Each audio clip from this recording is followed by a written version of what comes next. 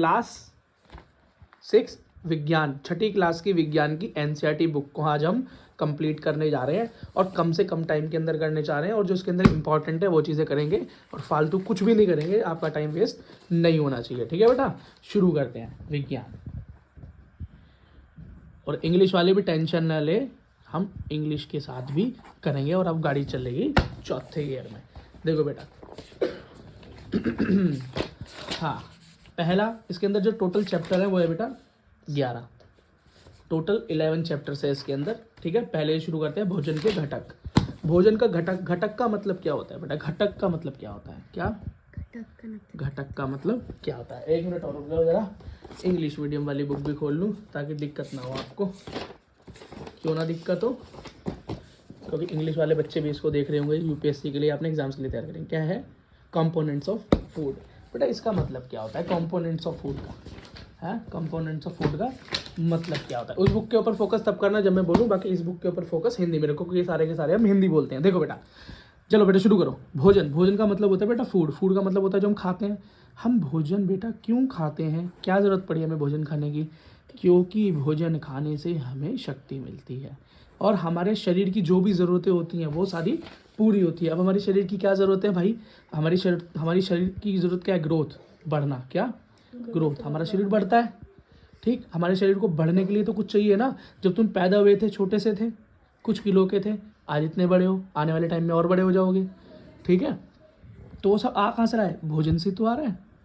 क्या? भोजन से तो आता है। जो बीमारी होती है उनसे, रोगों से लड़ने की शक्ति, काम करने की शक्ति कहाँ से आ रही है? सब बेटा भोजन से ही आ रही है। और हमारे जो बेटा अलग अलग अंग होते हैं ना, जैसे आँखें हैं, बाल हैं, हाथ हैं, पैर है, सोच है, दिमाग, हाँ दिमाग से सोच है।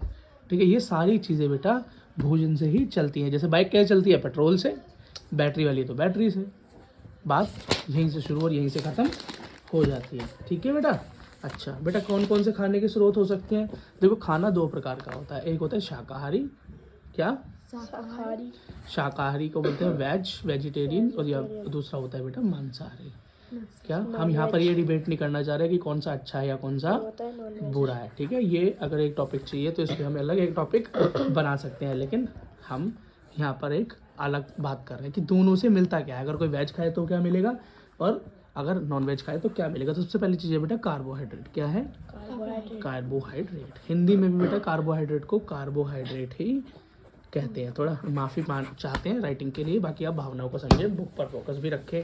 ठीक है, कार्बोहाइड्रेट का मतलब होता है बेटा जो शक्ति हमें मिलती है ना काम करने के लिए, ऊर्जा जो हमें मिलती है, एनर्जी जो हमें मिलती है, वो देने वाला सब्जेक्ट जो सब्सटेंस है बेटा कार्बोहाइड्रेट ही है। कार्बोहाइड्रेट के बेटा अगर हम स्रोत की बात करें तो ज़रा फोकस करो इधर। देखो, इंग्लिश वाले हिंदी वाले दोनों ज़रा फोकस करें। देखिए क्या क्या है?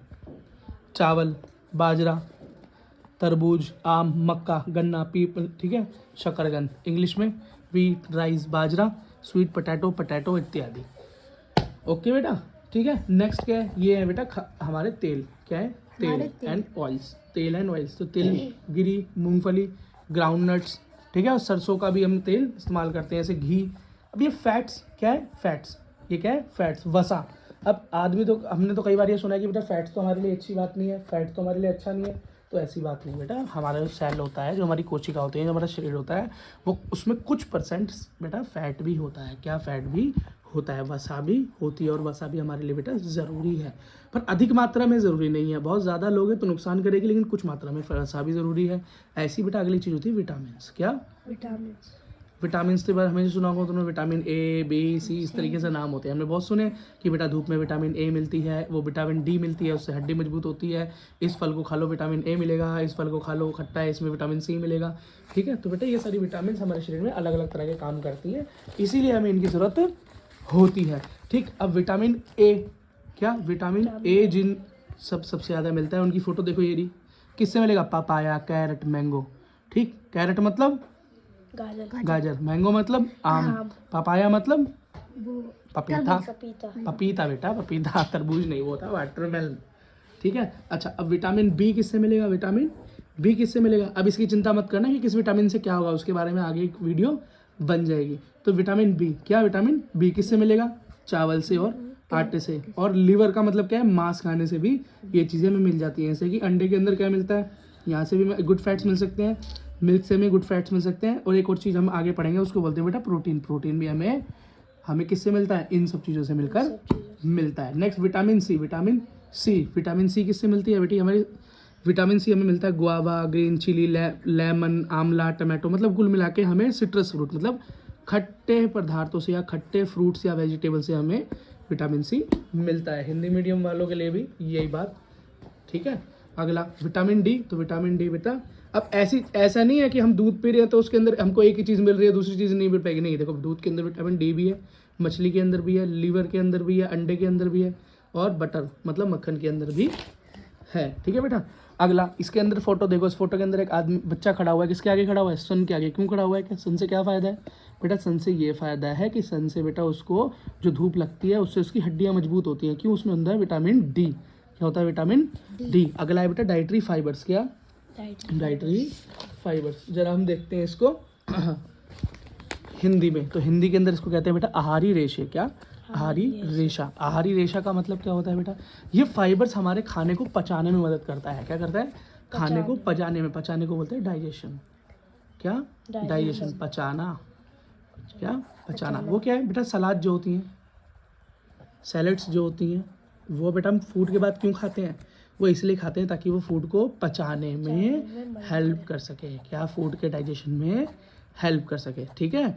और इसलिए हम पानी बाद में नहीं पीते हैं। अगर हम पानी पीते हैं तो बेटा हमारे खाने को वो पचाने का क्या करता है, स्लो कर देता है प्रोसेस को। क्या कर देता है, स्लो कर देता है। और जितना पचना चाहिए उतना नहीं पच पाता। मतलब खा तो रहे हैं काफ़ी और सारी चीज़ें खा रहे हैं, हम सोच रहे हैं विटामिन मिले, मिनरल मिले, लेकिन पेट भर के पानी पी लिया हमने खाना खाते ही, तो वो सब चीज़ हमें सारी नहीं मिल पाएंगी, प्रॉपर नहीं मिल पाएंगे। बेटा बैलेंस डाइट क्या होता है, बैलेंस डाइट, संतुलित आहार का क्या मतलब बेटा, संतुलित आहार का मतलब होता है एक ऐसा खाना जिसके अंदर एक बच्चे को प्रोटीन, विटामिन, मिनरल, ये सारी चीज़ें जिनकी हमने पीछे अभी बात की, ये सारी चीज़ें उसको मिल पाए। इसेंशियल मतलब ज़रूरी विटामिन मिल जाए, कार्बोहाइड्रेट मिल जाए और प्रोटीन मिल जाए। प्रोटीन के बारे में इसके अंदर ज़्यादा बताया नहीं गया, मैं आपको बता देता हूँ।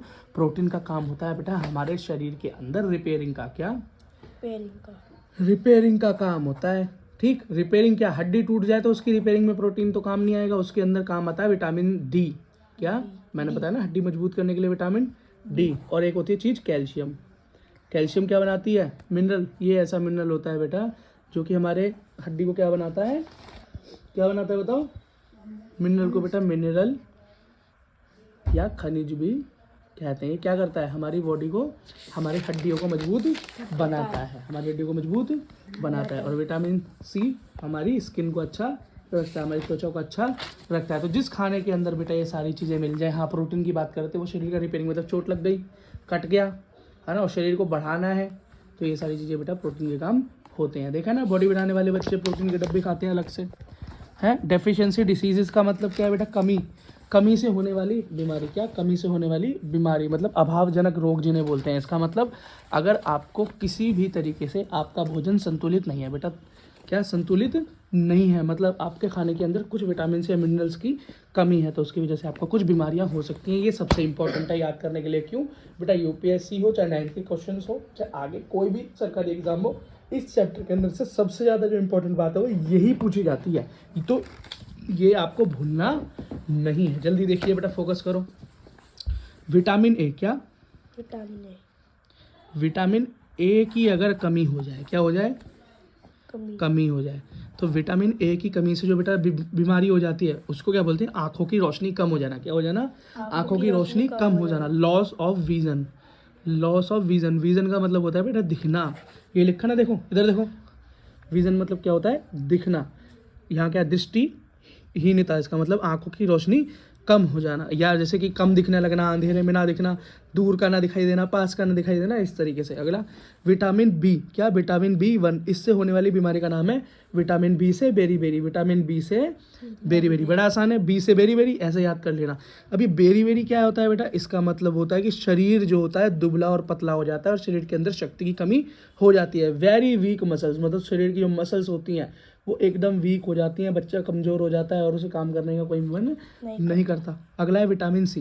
विटामिन सी की अगर आपके शरीर में कमी हो गई तो आपको जो बीमारी आपको होगी वो होगी स्कर्वी।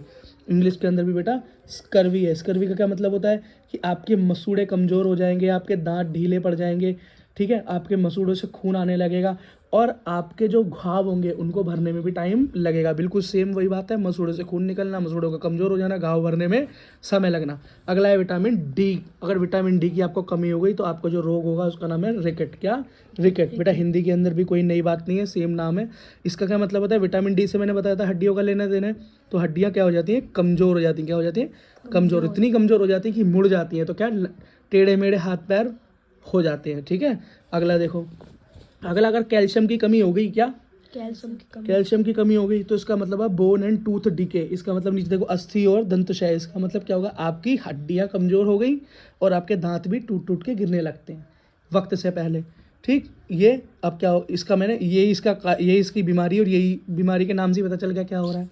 अगला है बेटा आयोडीन की कमी। क्या? आयोडीन की कमी से होने वाले रोग को हम ग्वाइटर बोलते हैं। क्या बोलते हैं? ग्वाइटर। हिंदी के अंदर इसको हम घेंगा रोग बोलते हैं। क्या? घेंगा। इसके अंदर क्या होता है बेटा? गला बहुत मोटा हो जाता है, गला बहुत मोटा हो जाता है, बिल्कुल अलग से दिखाई देता है, वो आयोडीन की कमी से होता है, ठीक है। अब बेटा जो गर्दन की जो ग्रंथि फूल जाती है, बेटा थोड़ा ऊपर करो फोन, दोनों किताबें देखनी चाहिए ऊपर, ठीक है। तो ग्रंथियाँ फूल जाती हैं बेटा, इसकी कमी को पूरा करने के लिए हमें नमक चाहिए होता है, क्योंकि नमक से हमें क्या मिलता है?